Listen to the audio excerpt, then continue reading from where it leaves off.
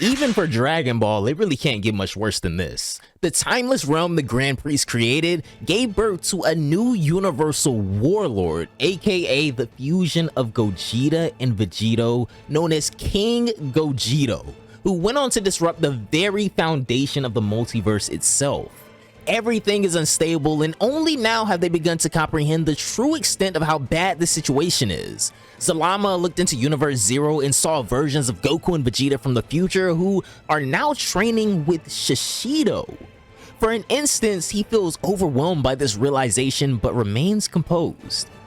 Now what, oh Grand Priest? This won't get fixed with just universal erasure. You're gonna have to kill the entire Saiyan race and banish their souls to Universe Zero. Otherwise, the multiverse, as you and I both know it, will never go back to how it used to be, Zalama declares. The Grand Priest is taken off guard by this statement, especially because it's unusual for Zalama to be so serious, but the ones who truly felt paralyzed are the Saiyans, especially Gogito. Hey Zalama, hold up. What exactly do you mean by killing off the entire Saiyan race? I thought we were friends. We even had coffee together, man. Gogito asks. Relax, I'll have you play Shog with me in Universe Zero. For now, the best course of action is eliminating all of the Saiyans and then this Saiyan realm. It'll restore the balance to the universe, Zalama replies. He was getting a little frantic now. No way, you have no idea how hard I worked for this, and isn't Universe Zero just a shadow realm? I don't want that, Gogito continues. Come on, Grand Priest, let's square off. If this is what it's gonna be about, the Saiyan race should just take over the multiverse. It'll be a new age with me as the new Grand Priest. Zalama immediately appears in front of Gogito and slaps him across his face. You still don't understand what's going on, Gogito. You yourself are a mistake. Damn. I was interested at first, but don't you think the multiverse matters more than your stupid pride? Hearing this, Gogito experiences a strong, almost irrational surge of anger, but he doesn't strike back at Zalama. In fact, he didn't even mind the slap.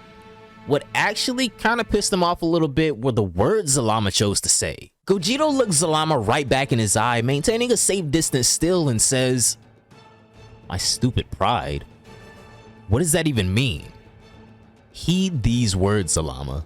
The universe be damned, but there is one thing a Saiyan always keeps: one's pride. Then, right as he finishes saying this, Gogito raises his hand and signals all of the Saiyans to step it up. And they do. The next thing the angels see are the lifeless bodies of Wawamo and Sour, the angels of Universe 1 and 2. Broly and Zycor were going absolutely crazy. They pulverized the angels and are still ready for anything, but of course, the other angels are now wary of them.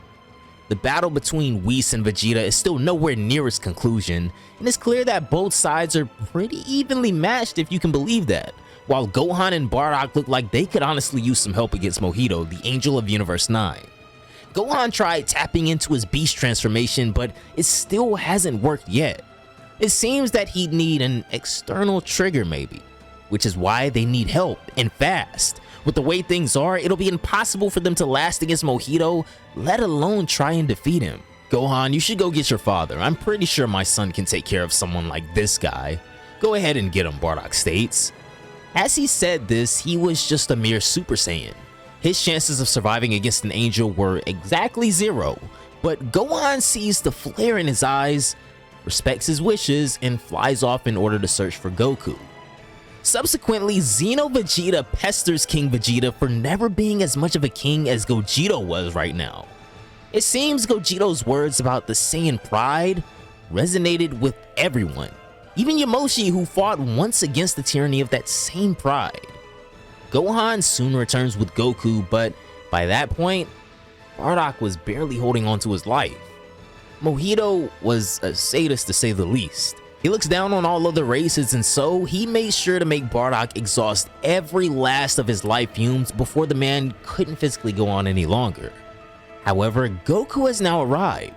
He grabs Mojito's wrist and gets him to his knees using sheer power alone. What's with you? Whis is nowhere near as twisted as you, and it's also a lot stronger than you, Goku says. He then looks at Bardock and Gohan. these two are in the 12 Saiyan pillars who are supposed to parallel the 12 angels, but Gohan still hasn't tapped into his beast mode yet, and Bardock doesn't know anything beyond the regular Super Saiyan, if that much. Though right before Goku could say another word to them, Bardock would call out to him. "Listen, son. Tell me how to go beyond the Super Saiyan. I'll catch up to you before you know it. Just you wait," he says, as he then collapses right then and there. Goku laughs it up a little and then signals to Gogito, who immediately appears in front of him. Mojito pushes Goku out of the way and tries to attack Gogito as he's convinced that he can take out the enemy commander all by himself, but the next thing he sees, complete darkness. Gogito dusted him off before he even knew what happened. Mojito falls down to the ground, and having finished him off, Gogito would ask Goku, "So what's up?" Gogito, or King Gogito, excuse me, help Gohan and this Bardock guy, who is apparently my father, unlock higher levels of strength so that they can fight as well. Or what else did you even choose to measure pillars for, Goku states. Gogito knew exactly what Goku was talking about, and he also knew the best way to go about it, thankfully. "Step back, Goku. I'll flood their nervous system with fabricated memories. That'll wake them right up," Gogito replies. He then puts both Gohan and Bardock in a trance-like state where they're forced to witness absurdly painful events happen right before their eyes again and again. Imagine your most hated and painful dreams and hallucinations just being played over and over and over again. These guys were basically being put through the Tsukuyomi right now. Bardock would see that moment when he sent off Goku to Earth, Frieza's ship appearing and destroying his son's space pod. Gohan would see Pan getting killed for real. Gogito was ruthless. He forced them into experiencing these events as if they were real, and they'll keep experiencing such events until they become strong enough to destroy any opponent. Gohan would soon unleash his beast transformation and braces himself for any and everything. As for Bardock, in that brief moment, he was forced to spend 10 years experiencing the most tragic events imaginable. At the end of it, Bardock finally opens his eyes. He doesn't unlock Super Saiyan God or Super Saiyan Blue or anything complicated like that. No. What stumbled upon Bardock was the true rage of a Super Saiyan. Then, as the progenitor of the universe, Gogito makes it so that enraged Bardock sees some moonlight. Gogito would basically bait Bardock's consciousness into becoming a Super Saiyan 4. And with that, now we have Beast Gohan and enraged Super Saiyan 4 Bardock working together as a team. I don't know who's going to be able to take these two down. "Oh, great," Goku states. "That was better than I thought it was going to be. You really can do anything, Gogito. That was really cool." "Thanks, but not even close. I can still tell that the Grand Prix sees me as no threat even at this moment. We need to figure out a way to ascend more. There should be a much higher level of Saiyan potential that we're currently unaware of, right?" Gogito replies. Following this, Xeno Vegeta would walk right up to them. "Kakarot, what do you say to another fusion? We have 2 Vegeta and 2 Kakarot right here on this battlefield. If done right, we could become another Gogito, and then, well, there will be someone else strong enough for you to fuse with," Xeno Vegeta states. "Not quite, Vegeta. If I were to fuse with someone else, even with myself, believe it or not, it would be a nerf, not a power-up. It's impossible to quickly defeat the Grand Priest, and so the entire pretense of a fusion is senseless," Gogito replies. The Grand Priest, on the other hand, is currently trying to explain to the Xeno duo that this is not just mere entertainment anymore. "Can't you just erase the Saiyans after you win the war? We're enjoying this, it's so much fun," they say. "Yes, but Gogito is planning on bringing other people from the universe. They're gonna mess up everything," the Grand Priest replies. Hearing this, their eyes actually light up. Now the Xeno duo has more things to look forward to. "This is hopeless," the Grand Priest tells Zalama. And so, the Dragon God replies, "Well, what if we just let it happen? Like from now on, whatever happens, happens. Don't be so ridiculous. I have a responsibility. Besides, this is my mistake to begin with. I'm even willing to sacrifice myself if that's what it would take to restore everything," the Grand Priest replies.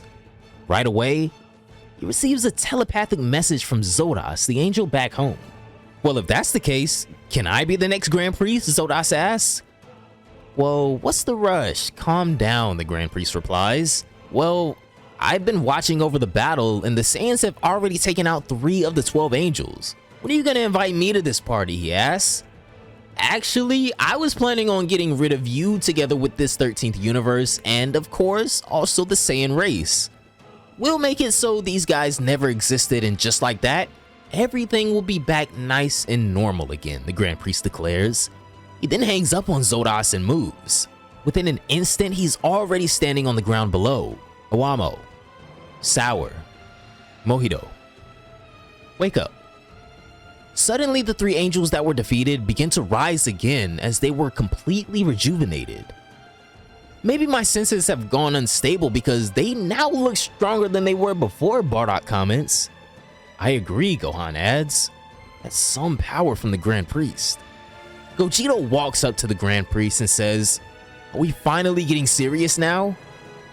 For a moment, everyone on the battlefield would stop whatever they were doing and simply observe this encounter between Gogito and the Grand Priest.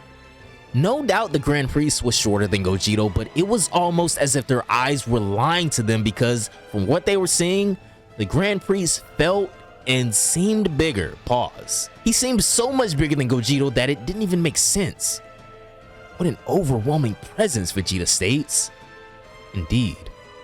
Looks like Father's about to get serious, Whis replies. Gogito without a doubt felt intimidated, but he still chose to stand his ground and made the first move. He plunges forward, cleverly hides all traces of movement as to not give away what he's planning to do, and then attacks the Grand Priest's staff.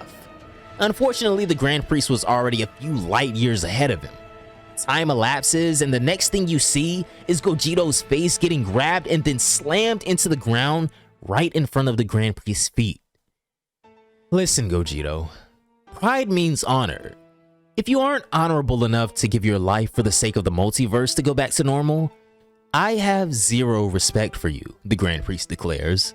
You do realize that it was your careless mistake that resulted in this mess, don't you?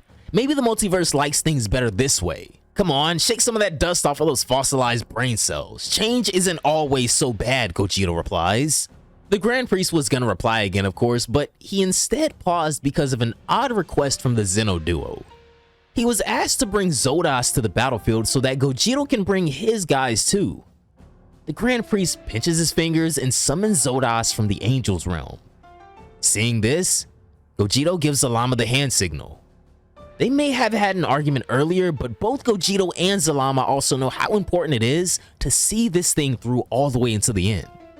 Zalama excuses himself, enters Universe Zero, and then returns with not only Shishido, the son of Yamoshi, but also the original versions of both Goku and Vegeta who were never affected by Gogito's DNA recoding. In simpler words, our main timeline Goku and Vegeta are finally here, ready to give it all for the entirety of the Saiyan race.